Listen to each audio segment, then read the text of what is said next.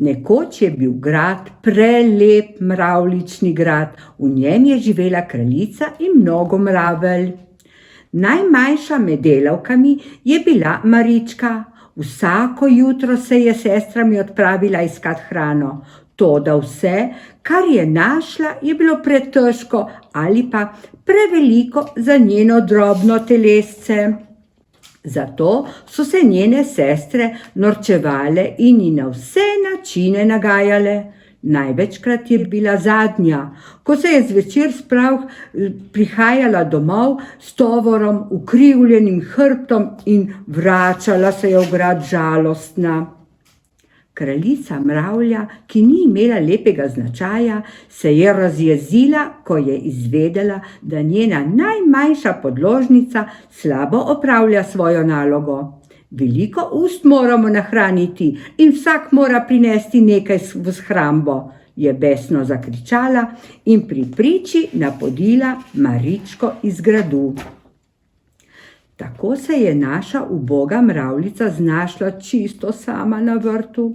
Takoj se je zgubila, saj ni vedela nekod nekam. Od žalosti se je kar razjokala, v bližini pa je čebela Adela nabirala med in ko je zvedela, zakaj je Marička tako žalostna, jo je povabila v svoj panj.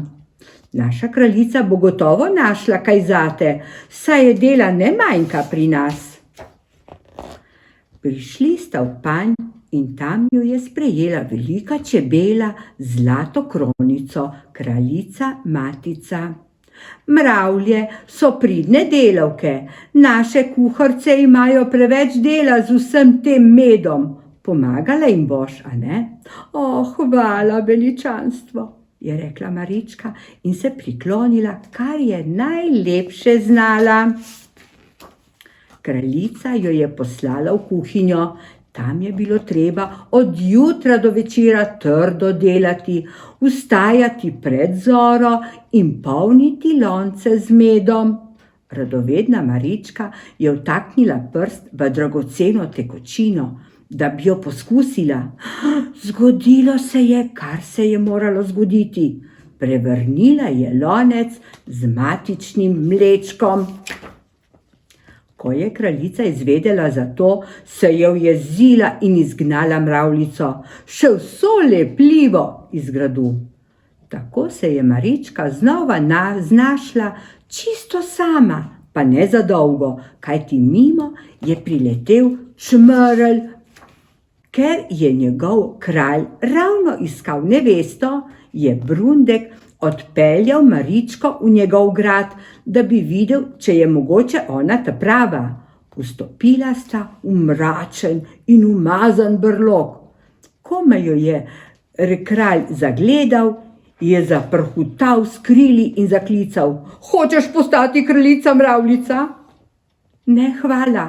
Hvala lepa. Kraljica pri tako grdem kralju pa Marička že ni marala biti. Zbežala je, kar so jo nesle nožice. Stekla se je skrit v rožni popek.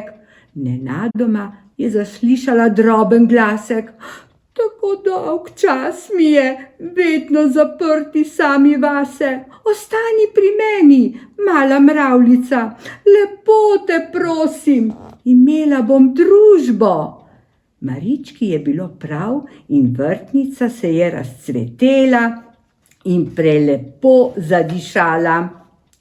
Vrtnica je postala najlepša med kraljicami. Vrta in Marička, ki je bila še vedno najmanjša mravljica, je pri njej še dolgo, dolgo srečno in lepo živela.